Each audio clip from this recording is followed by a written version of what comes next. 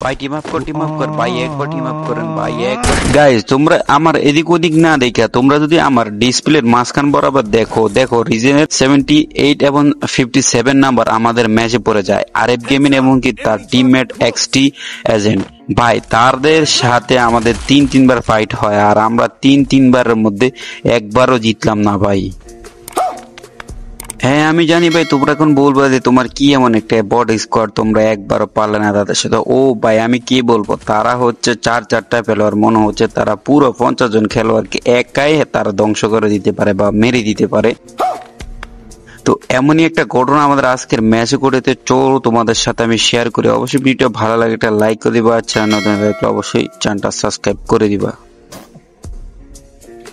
দেখো ভাই সর্বপ্রথমে আমার টিমমেট দেখতেছি এদিকে কার সাথে জানি ফাইট করতেছে, তো গাড়ি নিয়ে আসে এখানে ফাইট করতেছে আর দেখি আমার টিমমেট নক। তাই আমি একটু কভার দেয়, ওমা ওটা দেখি আরিফ গেমিং।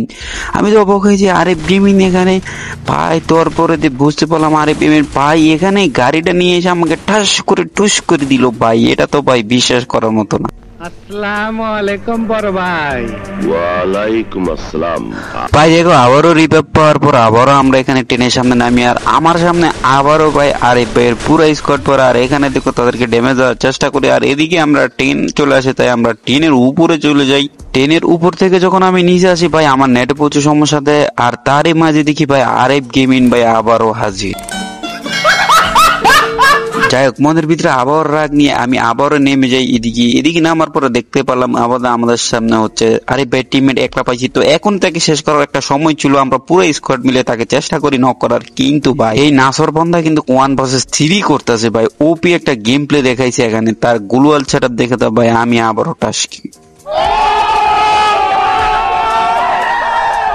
এমনিতেই পারতেছি না তাদের স্কোয়াডকে শেষ করতে, তার মধ্যে ওই বান্দা তো গুসা হয়ে রাগ হয়ে আবার আমাদের সামনে নেমে পড়ে। তো আবার ট্রাই করি আমরা তাকে মারার, আমরা এবার কি মারতে পারবো কিনা জানি না। তো যাই হোক আমি আমার টিমমেটকে বলি আবারও সেই এখানে নামছে, তো সবাই রেডি হয়ে যাও। चलो भाई देखो अब मैं क्या करता हूँ। ভাই যে কথা সেই কাজ, আমরা হাল ছাড়ার বান্দা না। আমরা আবার এক্সটি এজেন্টকে মারবো, তারপরে আরিফকে মারবো, তারপরে তার পুরো স্কোয়াডকে মারে আমরা বুইয়াটা নিব। रहा नहीं जाता। যাই হোক যে কথা সেই কাজ, এখানে আমরা কিন্তু আবারও এক্সটি এজেন্টকে মেরে দিই আর হচ্ছে বাকি তারা 3 জন টিমমেট আছে। তো আমরা চেষ্টা করবো পুরো ম্যাচটা শেষ পর্যন্ত খেলা। তো ভাই কি পুরো ম্যাচটা সম্পূর্ণ খেলবো আমি দেখতে জুম আমাদের থেকে খুবই ভিতরে চলে যাচ্ছে, যে আমরা জুম ধরার জন্য যাচ্ছি আর এইদিকে আমার টিমমেট আমার পিছে। আমি বলতেছি আমার একটু হেল দে ভাই, আমার হেল নাই। কিন্তু ভাই কে শুনে কার কথা, সবাই ব্যস্ত আছে কিল নিয়ে। তো আমি কি করবো ভাবলাম আমিও তাদের সাথে খেলি, যতক্ষণ খেলতে পারি। अरे कहना क्या चाहते हो? ভাই বলতে তো চাই আজকে আরএফ গেমিং এর স্কোয়াডকে আমরা পুরো একদম নিমিষে ধ্বংস করে দিব। আর এদিকে দেখতে পাচ্ছি ভাই ডাইন ছাড়া দিয়ে হচ্ছে এক্সটি এজেন্ট ভাই, সে দৌড়াইয়া লাপায় খেলতেছে। বান্দার ভিতরে একটু ভয় নাই যে কোন দিক দিয়ে তারা মাইরা দিব। এদিকে ভাই লাস্ট জোনে 10 জন এনিমি বাকি আছে। তো সবাই বলতেছি ভাই একটু সেফলি খেলো, আমাদেরকে এই স্কোরটাকে শেষ করতে হবে। আর ভাই এদিকে দেখি আমার পুরো টিমমেট পুরো স্কোয়াড শেষ। তো যাই কি করার, আমি শেষ মুহূর্তে একলা হয়ে যাই। আর একলা হওয়ার পরে আমি চাই একটু টিম আপ করতে, ভাই টিম আপ তো করতে পারি নাই ভাই, ডাবল ব্যাক টু দিয়ে লাস্ট পর্যন্ত হারাইলাম।